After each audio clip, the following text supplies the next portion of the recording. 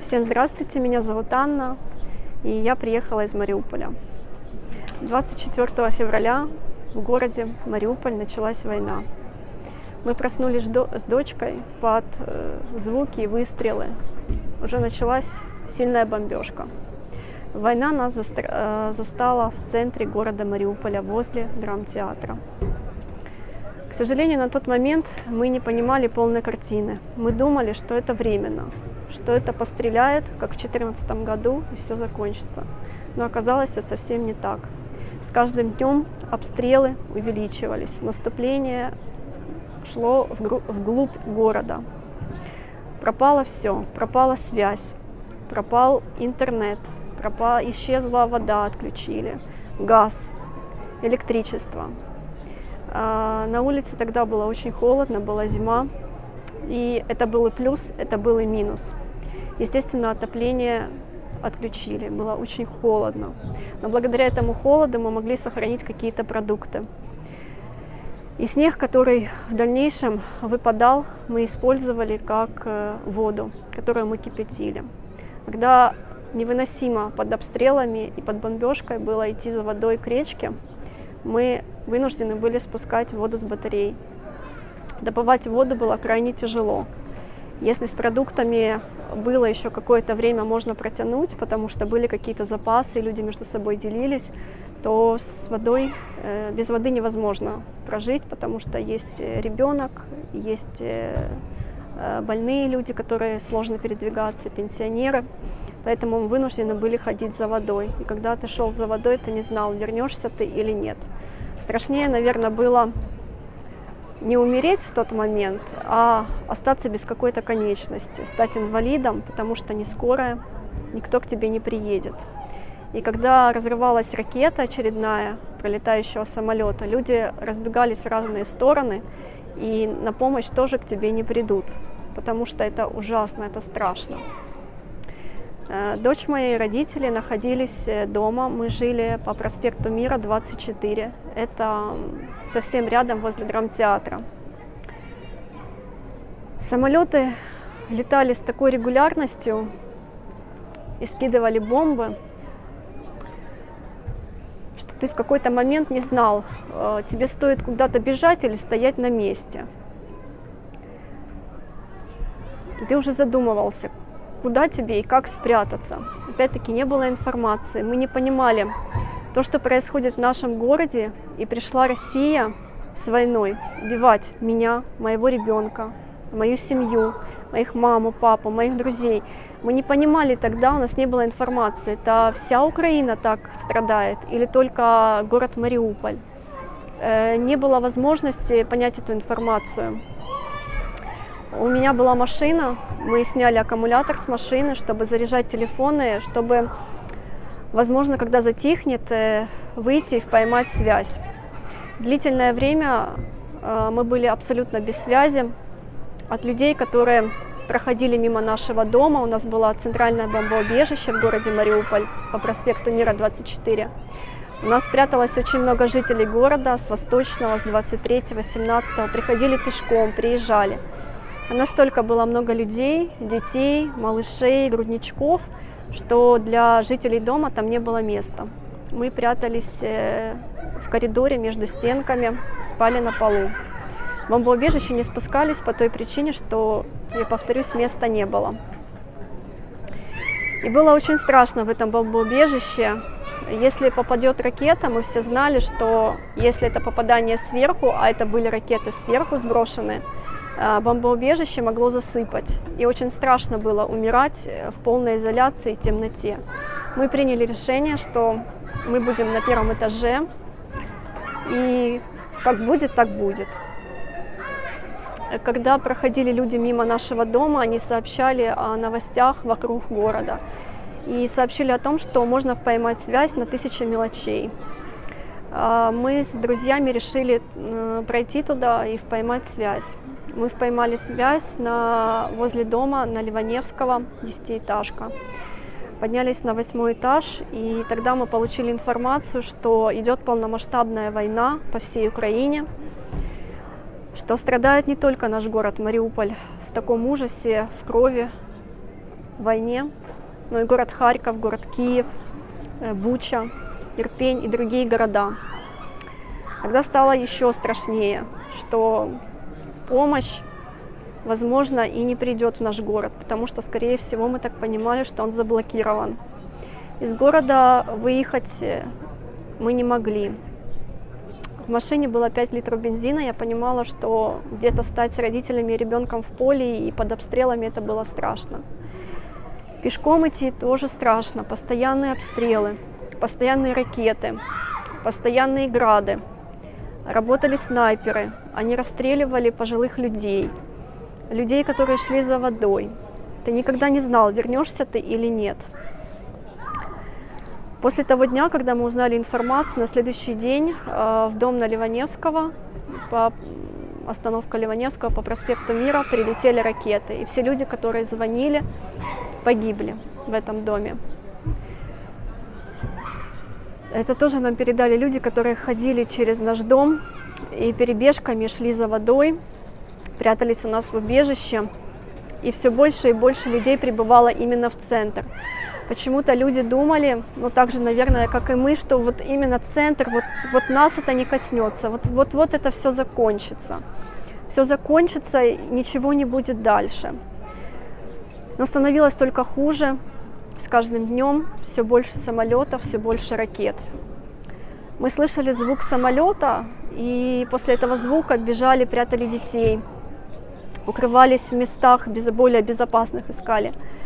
А потом мы уже поняли, что нужно бояться тишины. Как раз вот когда тишина, в этот момент сбрасывались ракеты. А когда слышали гул, это значит, что самолет улетел. Но он все время возвращался, и на обратном пути он снова бросал эти ракеты. 15 марта начались страшные обстрелы. Мы думали, это обстрелы, это самолет, который сбросил бомбу на наших детей в драмтеатр. Возле драмтеатра были крупными буквами написано «Дети». Там было очень много детей, людей, женщин, мужчин, которые прятались от бомбежек. Их дома уже пострадали, сгорели. Они бежали все в центр, в укрытие. Мы все ждали эвакуации. Эвакуации не было. Мы ждали информацию, хотя бы что-то. Ничего не было. Ты не знаешь, что будет дальше. Нет воды, еда заканчивается. Война не прекращается.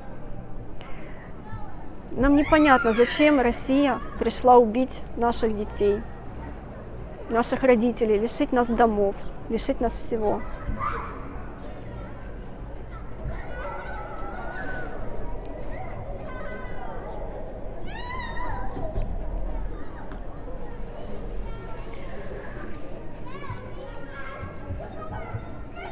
Город Мариуполь – это Украина.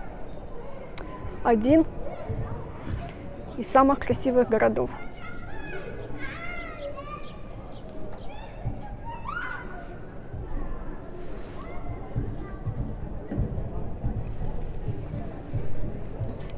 Город превратили в руины.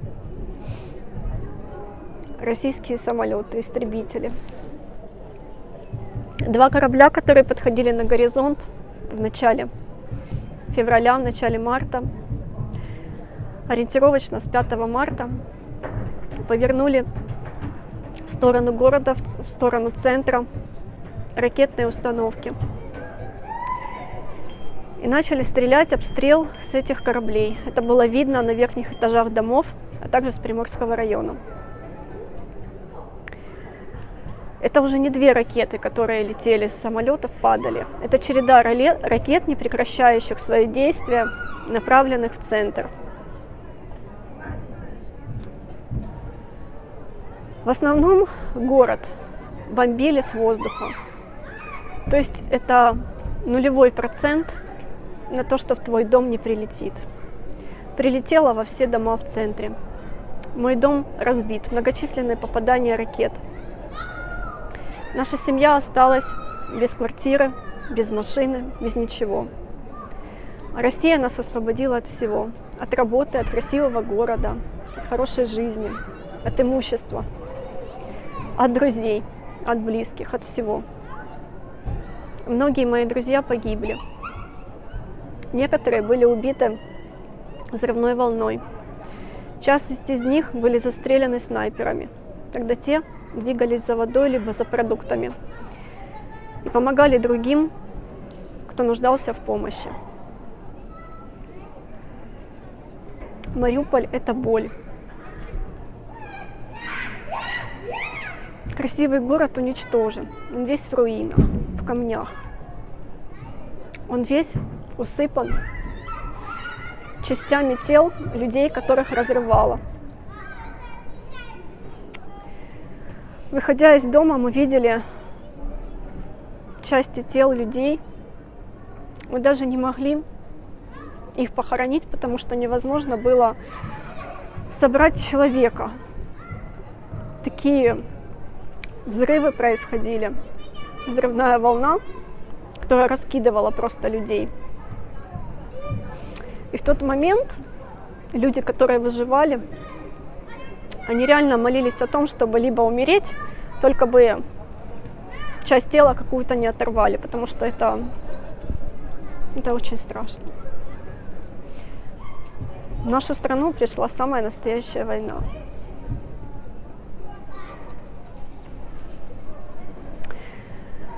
В середине марта мы перебрались в Приморский район из нашего дома, потому что обстрелы все усиливались, и мы поняли, что концентрация идет на центральном районе и на заводе «Азовсталь». Мы с мамой и с ребенком перебрались в Приморский поселок Моряков. Оттуда четко было уже видно два корабля, которые, не прекращая, обстреливали центр и завод «Азовсталь», а также самолеты, которые уже один за одним бомбили центр и сбрасывали бомбы. Мой папа на тот момент остался дома и не ушел с нами 15 марта. Он пришел к нам пешком 20 марта. Из его слов он рассказывал, что 2 суток уже, даже больше, с 18 марта с нашей стороны не было ни одного выстрела. Ни одного. В свою очередь, российские самолеты, не прекращая, сбрасывали ракеты на центр. Центр уничтожен. Там нет живого места. Большинство домов горело, разрушены, складывались как просто карточный домик. Он говорил о том, что промежуток между ракетами, которые падали с самолетов и летели с кораблей, было максимум 10 минут. Ночью и до этого 2 дня весь дом разлетелся внутри в щепки. Остался скелет дома. Он дождался утра, и в 8:00 были сброшены очередные ракеты. В этот момент, после взрывов очередных, он выбежал из дома, и вокруг все было уже не узнать. Он выбежал с подъезда, с 1-го этажа, и направился к нам в Приморский район. И промежутки вот эти были буквально 8-10 минут, и летели ракеты. Под вот этими обстрелами, ракетами, бомбами он пешком пришел в Приморский район. Это достаточно большое расстояние.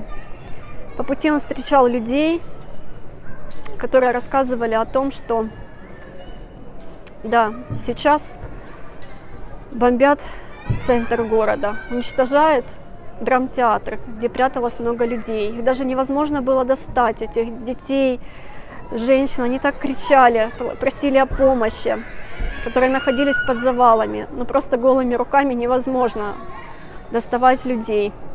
Страшно было еще то, что когда ты начинал что-то раскапывать, могло обрушиться все здание, то есть усугубиться эта проблема.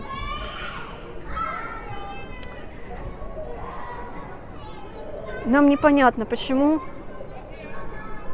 настолько жестоки россияне по отношению к нам, украинцам, которые всегда говорили о том, что они наши братья, которые такой же православной веры, пришли воевать с мирными жителями. В нашем доме по проспекту Мира не было военных, не было техники военной. Это был обычный дом, наполненный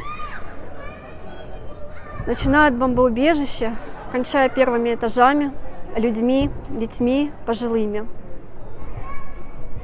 Они просто пришли убить и уничтожить. Самое лучшее, что было.